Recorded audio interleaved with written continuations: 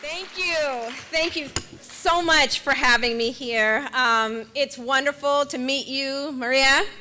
I've heard wonderful things about you now for some time, and I'm excited to see you step into this new role. It's not easy to try to step into Ethan Nadelman's shoes, but I'm confident that you are wearing your own shoes, and you are going to be marching this organization forward in your own shoes with all of the urgency and determination this moment requires. So thank you for stepping into this leadership role. It is really such an honor to be here with all of you. I look out and I see so many faces that I recognize, so many people that I deeply admire, people who have inspired me, whose work has guided me and challenged me in countless ways. Dorsey Nunn, Susan Burton, Jason Hernandez, the list could go on and on of the people who have made such a remarkable difference in my own life. Well, I've been giving some thought to what I might say here today, how I spend my short time that I have with you, and I could spend all of it just singing the praises of the people in this room and celebrating the extraordinary accomplishments, the victories that have been won in recent years and as recently as yesterday.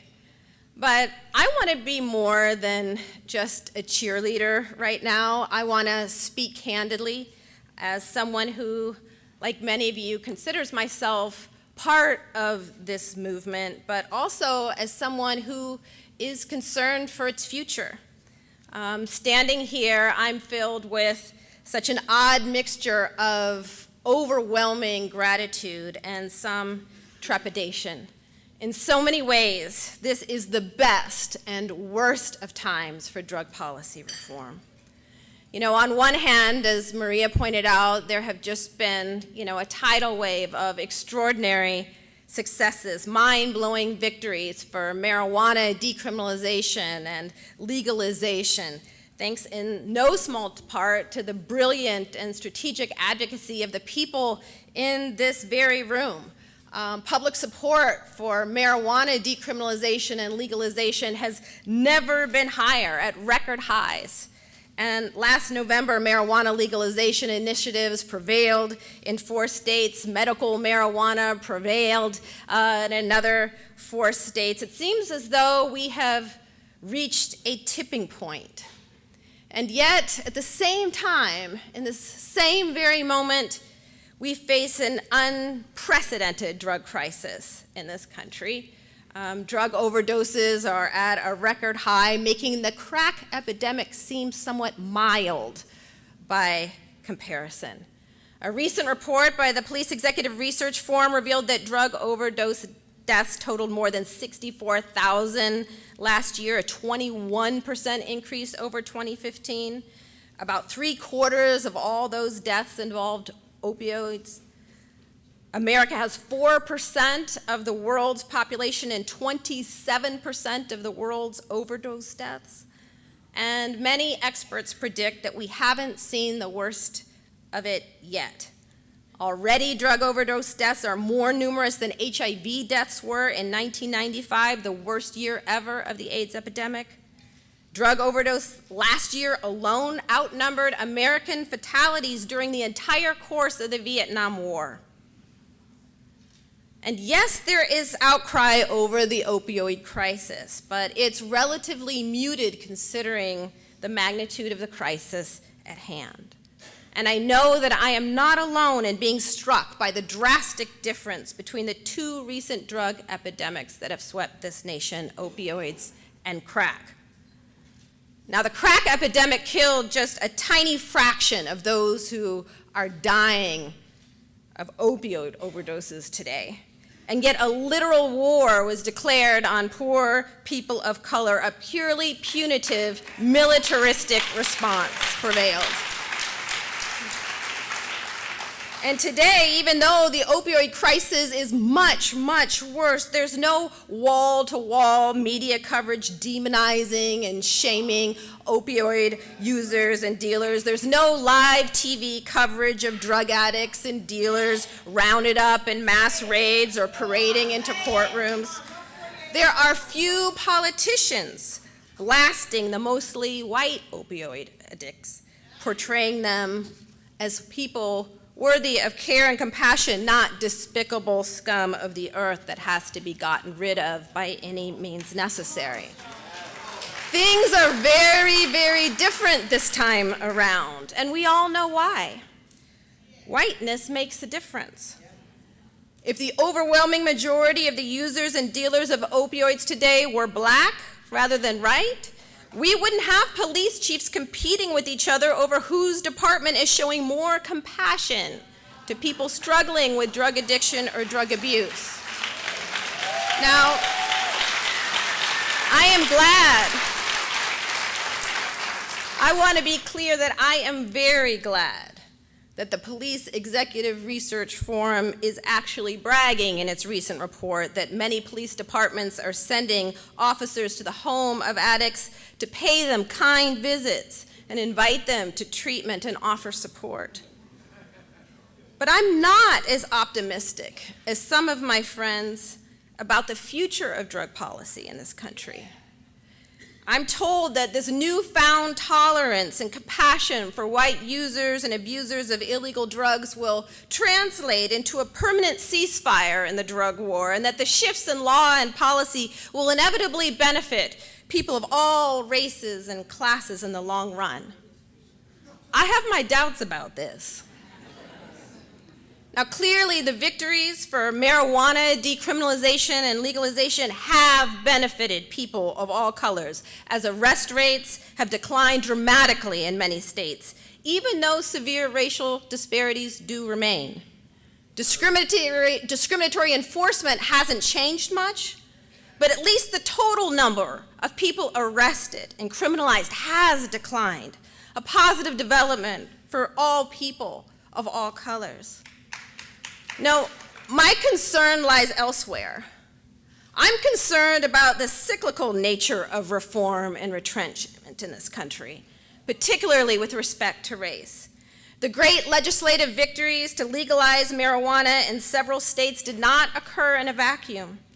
They occurred on the very same night that Donald Trump was elected president of the United States, an election that was made possible in no small part by deliberate, explicit appeals to white racial resentment and anxiety. Now, some have said this is a very, very strange paradox. Progressive drug policies sweeping the nation at the very same moment that Donald Trump is elected president of the United States and a fierce drug warrior is appointed attorney general. How do we explain this crazy state of affairs? Yet, from where I sit, there is no paradox, no mystery at all. There's a common denominator underlying both the drug reform victories and the election of Donald Trump. It's called whiteness. It's called whiteness. Over and over again throughout American history, our nation has unleashed a wave of punitiveness whenever drugs came to be associated with black and brown people. And then predictably, you can set your watch to it.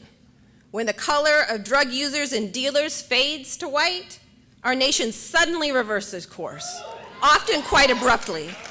Attitudes change, policies change, compassion bubbles to the surface of the public discourse. Numerous historians have documented this unmistakable pattern. And by the same token, throughout our nation's history, there has always been fierce, overwhelming backlash against even the appearance of great racial progress. Always. You can set your watch to that one too.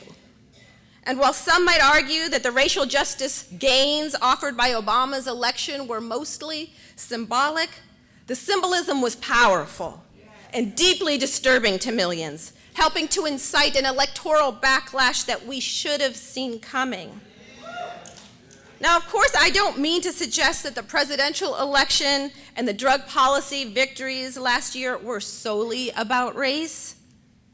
But at the same time, can we honestly imagine that the drug reform victories last year in all those states would have been possible in the midst of the crack epidemic? Just for a moment, try to imagine our nation legalizing any drug of any kind in the middle of any drug epidemic that was affecting primarily black or brown people. Imagine pot being legalized near the peak of the crack epidemic. And then try to imagine that all of the new legal drug empires that are being launched are being led by young black men with wild afros and tattoos rather than hipster white men with cute ponytails and beards. No. It wouldn't happen. It wouldn't happen, just know.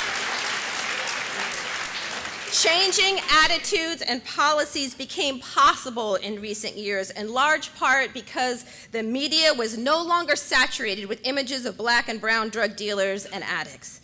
The color of drug users and dealers got whiter in the public imagination, and so we as a nation got nicer.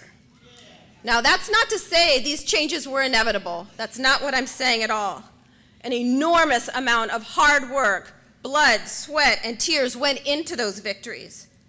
I just am asking us today to pause long enough to absorb the truth that the white face of medical marijuana in the media and the white male face of legal pot entrepreneurs and the white male face of drug users and abusers in this current opioid epidemic, and the white face of drug heroes in the media, such as those featured in Breaking Bad, made it possible for mainstream white voters to feel a kind of empathy that was utterly lacking for black and brown folks just 20 years ago.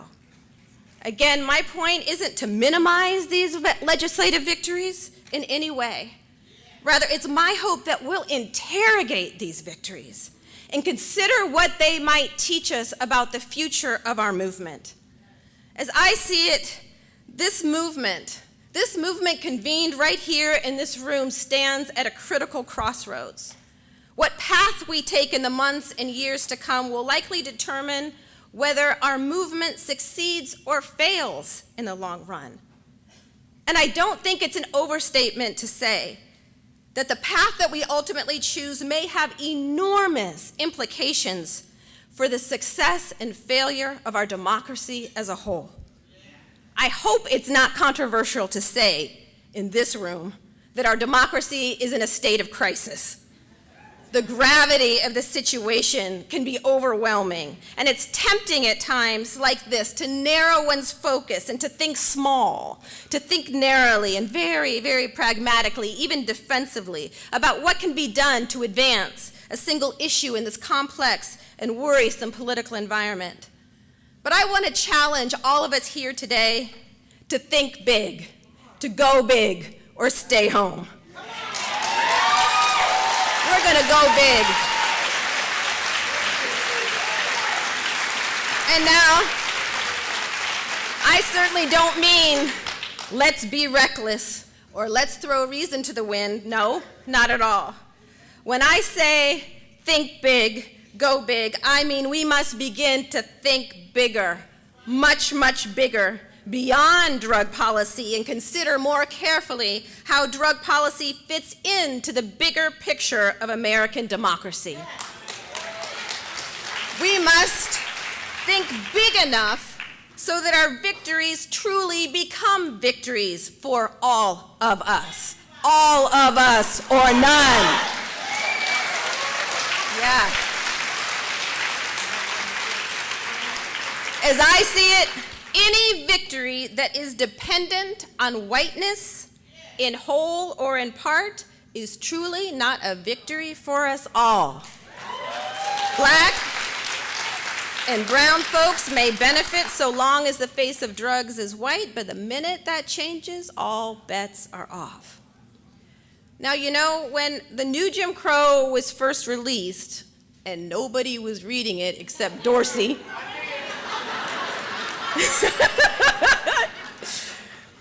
and a few other folks, I had a meeting with a very influential leader and thinker in the drug policy reform movement. And he said to me, you know, I've read your book and I agree with just about everything you say here, but you know, there's one thing that bothers me. It seems like you're arguing here that we need to end racism in order to end the war on drugs. And you know, I don't think so. I think we can win this war on drugs without ending racism, and I don't think we're going to end racism in our lifetime, and I intend to end the war on drugs with or without ending racism. Shortly after Trump was elected and a drug warrior was appointed Attorney General amidst a white supremacist attempted revolution, I sent an email to this individual and I said, well, remember when you said we didn't have to end racism in order to end the war on drugs? What do you think now? Now, I was, you know, half joking. I'm not so naive as to think we're gonna end racism just by having better organizing strategies or by waving a magic wand, but I do believe that we must be committed to placing race and racial justice at the very center of the drug policy reform movement. At the very center. Yeah. Now, lately, I find that when I talk to drug reformers and say things like that, racial justice must be central to our movement building and advocacy. People nod and say, oh yeah, that's so right, oh yeah. And for a while, I was just really encouraged by these platitudes until I started asking some follow-up questions. And then I discovered that this newfound commitment to racial justice was a little thin in practice. For some advocates, making race central means quoting a lot of racial disparity data in press releases. It means posting to social media the latest horrific thing that Donald Trump said. And I'm not a fan of this approach. Nearly all of the available research suggests that merely sharing racial disparity data without a great deal of political and social and historical context and lots of storytelling only confirms pre-existing racial stereotypes and bias, especially about blacks and crimes. There's a deeper problem lurking here. And the deeper problem has nothing to do with what doesn't work to change people's minds. The bigger problem is what does work.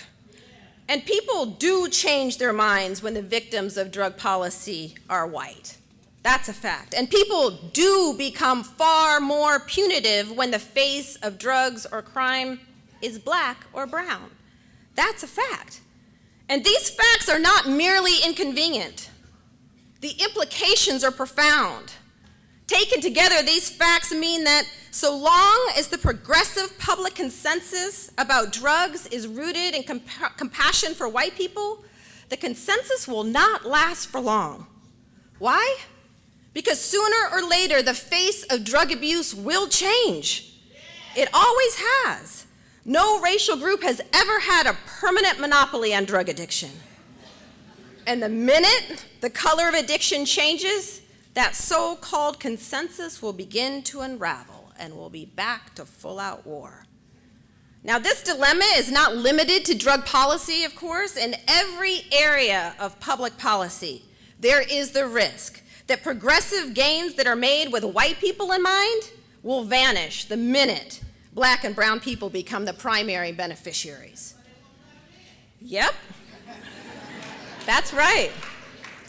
You know, research shows that white people are more generous and forgiving with each other than those who are perceived as others. Cognitive science teaches us they can't help it most of the time. We are all primed to value and prefer those who seem like us, though the preferences whites have for themselves are remarkably greater, no doubt due to centuries of brainwashing that have led them to actually believe, often unconsciously, that they are, in fact, superior. Now, Mark Maurer, in his excellent book, Race to Incarcerate, cites data showing that the most punitive nations in the world are the most diverse. The nations with the most compassionate or the most lenient criminal justice policies are the most homogeneous. You know, we like to say that diversity is our strength, but it may actually be our Achilles heel. Researchers have reached similar conclusions in the public welfare context. The democracies that have the most generous social welfare programs, universal health care, cheap or free college education, generous maternity leave, on, are generally the most homogeneous. Socialist countries like Sweden and Norway are overwhelmingly white. But when those nations feel threatened by immigration, by so-called foreigners, public support for generous social welfare begins to erode, often quite sharply. It seems that it's an aspect of human nature to be tempted to be more punitive and less generous to those we view as others. And so in a nation like the United States, where we are just a few generations away from slavery and Jim Crow, where inequality is skyrocketing due to global capitalism, and where demographic changes due to immigration are creating a nation in which no racial group is the majority, a central question we must face in this movement is whether we, the people, are capable of overcoming our basic instinct to respond more harshly, more punitively, with less care and concern for people we view as different. Can we evolve? Can we evolve morally and spiritually? Can we learn to care for each other across lines of race, class, gender, and sexuality, and all forms of difference in times like these? Clearly, these questions are pressing in the age of Trump. But they're also the very questions that we must be asking no matter who is president. On the homepage of the Drug Policy Alliance website, the mission statement says, the first sentence says, "We believe drug policies should be based on science, compassion, health, and human rights, not fear and stigma." Now, I read that mission statement as challenging us as a nation to alleviate each other's suffering rather than multiplying it, to respond with reason and compassion rather than fear and stigma, and to honor basic human rights. It's a mission statement that points to something bigger, much bigger than just drug policy reform. Now let me cut to the chase because I know my time is running short. The fate of our democracy depends in no small part on what happens in spaces like this. Whether and how we learn to build movements that reimagine ways of seeing and relating to one another will determine the future not only of drug policy, but the future of our democracy.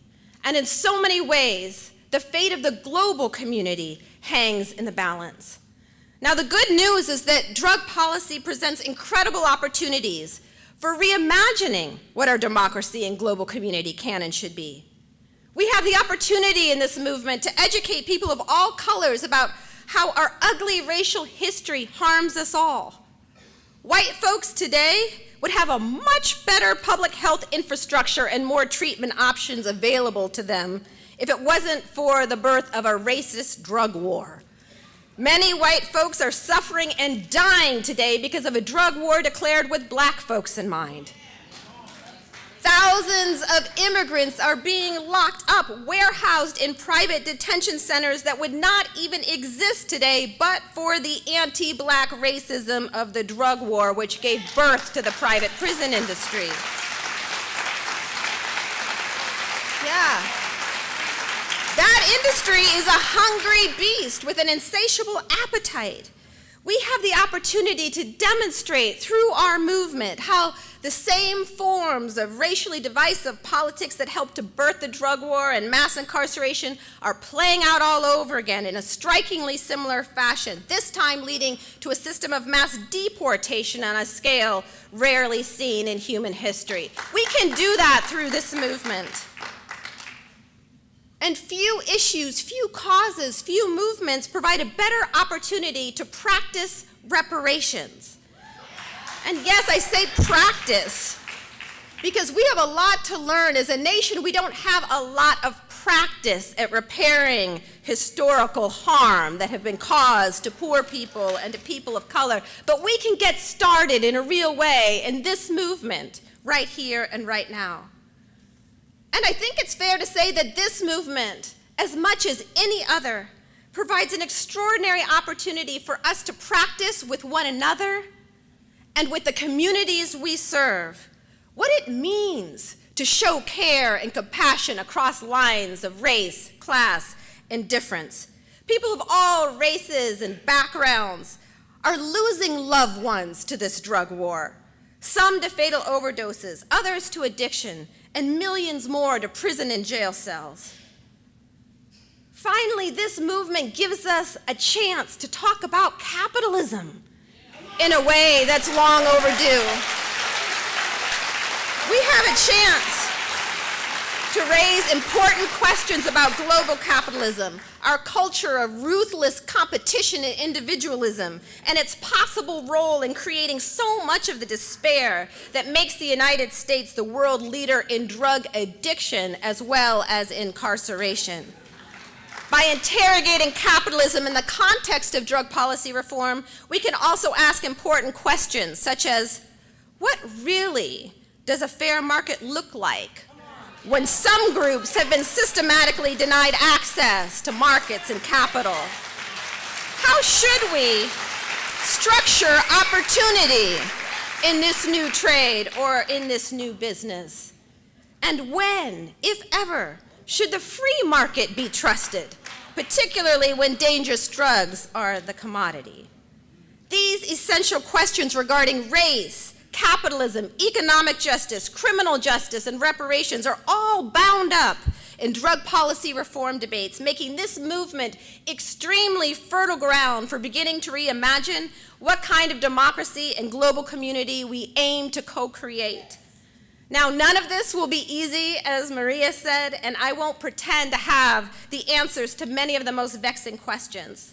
But what I do know is that simply citing racial disparity statistics and retweeting racists won't build a sturdy foundation for a truly transformative movement, nor will efforts to capitalize on the empathy for white folks in the midst of an unprecedented drug epidemic.